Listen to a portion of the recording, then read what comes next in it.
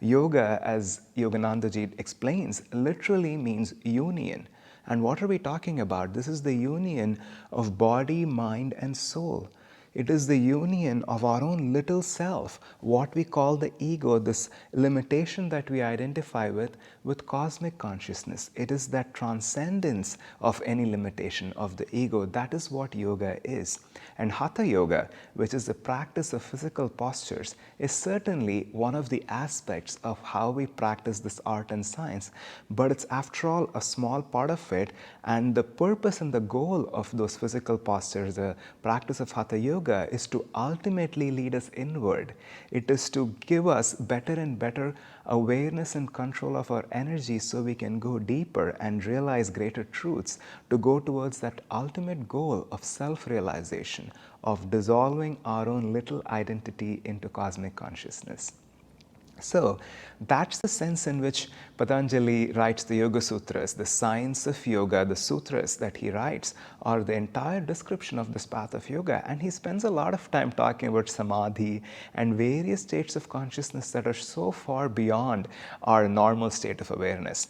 And he starts this scripture with this interesting phrase, thus or now, however you translate it, meaning to say that before you come to this practice, before you come to read these Yoga Sutras, there's something that has preceded this.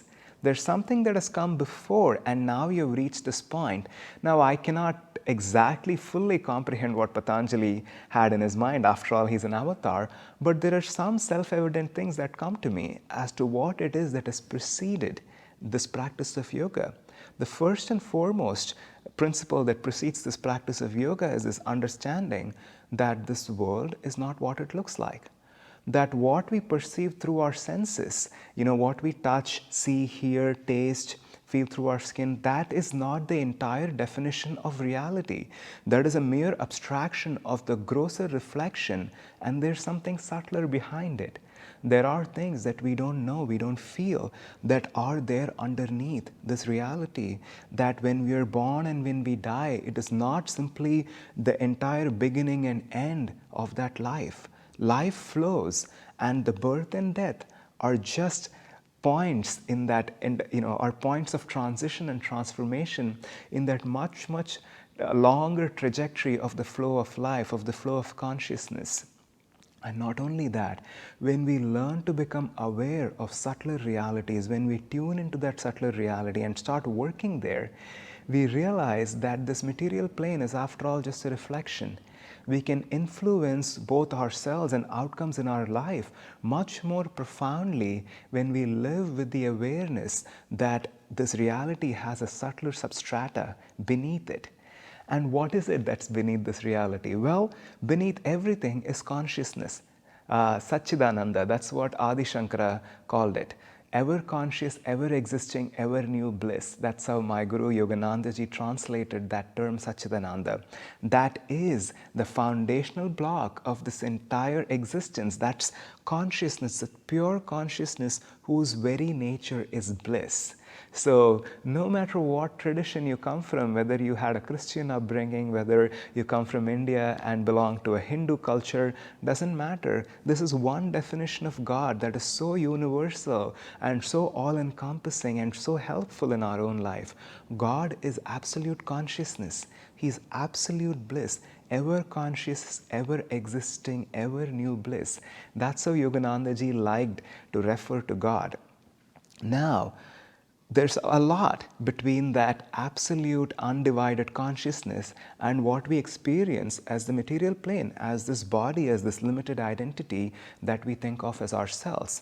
There's first thought, or the causal plane, which is the subtlest of the vibration when the spirit starts to move, and after that comes energy. Energy is higher and higher frequency of that same vibration. And when energy starts to vibrate at even with a greater and greater frequency, it manifests as physical matter. If that's a lot in a nutshell, we will come and discuss more of these things in further classes. But all that I'm trying to say is what's beneath this material plane, right below it is the plane of energy. And that energy informs and controls and governs that material plane. And when we try to work with the material plane, we do have a certain effect on it. We can affect it in a lot of different ways. That's what science has taught us. That's what we have learned as human beings. But when we start to learn to work on that energetic plane, our influence on this material plane is far, far greater. Now, how does all of this that I'm talking about, how does this abstract philosophy tie to meditation practice and how we grow spiritually? Well, I'm going to assume that all of you who are tuning in today and who are with us have some familiarity with meditation. Even if you do not consider yourself a regular meditator, I'm going to assume you get the general idea what meditation is. Maybe you've tried it a few times, or maybe you have practiced it for many years. No matter where you sit on the spectrum, I can tell you as a teacher who has been sharing meditation for, I'd say, at least 5 or 6 years now, the first and foremost question that people ask even before they come to the class is, I have a very restless mind. I'm not sure if this will work for me. How do I meditate? I don't know how to get rid of my thoughts. This is number 1 on the list. There are number 2 and number 3, which I'll talk about later. But the number 1 question on the list is, how do I get a hold of myself? How do I work with myself? My mind is not under my control. And the answer to that question is what I was describing in the philosophy that I started sharing, is that plane of energy. Now, I'm going to read a few lines from the autobiography of a yogi and share a few more thoughts before we jump into that practice of meditation itself. Now, this I'm reading from chapter 26 of the autobiography of a yogi. Now, if you have, I'm assuming all of you came through the campaign where you were able to download a free ebook on Kriya Yoga, and whatever I'm reading is all present in that book as well. And I'm reading from page number 236 of the 1948 original edition of the autobiography of a yogi, where Yogananda says, this is the chapter on Kriya Yoga. He says, introspection or sitting in the silence is an unscientific way of trying to force apart the mind and senses tied together by the life force. The contemplative mind, attempting its return to divinity, is constantly dragged back toward the senses by the life currents. Now, this chapter is so rich in what it presents to us that you could just take one line like that and sit with it and meditate and discuss it for hours and hours, which is not what we will do today. But in brief, I think the point that Yoganandaji is trying to make is amply clear. Sitting in silence, simply trying to observe ourselves, trying to detach ourselves, may be very useful as a calming technique. But when we are truly trying to force apart the mind and the senses, when we are truly trying to master our thoughts and go towards the thoughtless state, go towards that perfect state of meditative stillness, you cannot do it simply by the practice of introspection or observance. That can be done only when we learn to work with energy. That's where he says, tied together by the life force. The contemplative mind attempting its return to divinity is constantly dragged back towards the senses by the life currents. So in our own body, we are working with this fundamental life force, this prana that flows deep in our astral spine, which is constantly dragged outward through what Yoganandaji called the sense telephones. I love that image. I mean, Yogananda came to the West in 1920 and he primarily taught in the 20s and 30s and 40s.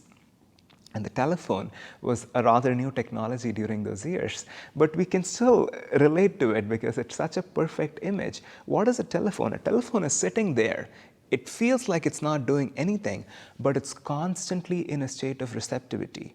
If I called that telephone, it will ring, and that's what the senses are. And to be in that state of receptivity, a lot of energy is invested in the telephone. To you, to me, it looks like the telephone's just sitting there, but to the telephone, it's constantly communicating with cell phone towers or whatever it is.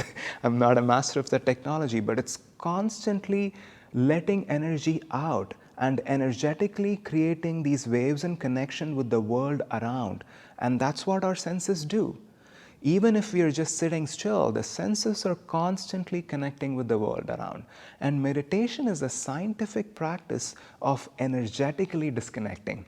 It's the scientific practice of putting that telephone in the airplane mode. Yoganandaji said disconnecting the telephone. Back in those days, maybe you had those, round dials and receivers for the telephones, which you had to disconnect.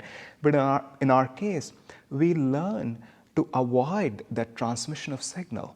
We learn to avoid and prevent that draining of energy that's constantly happening so that prana can flow freely towards its source at that spiritual eye, so that we are able to draw that energy in.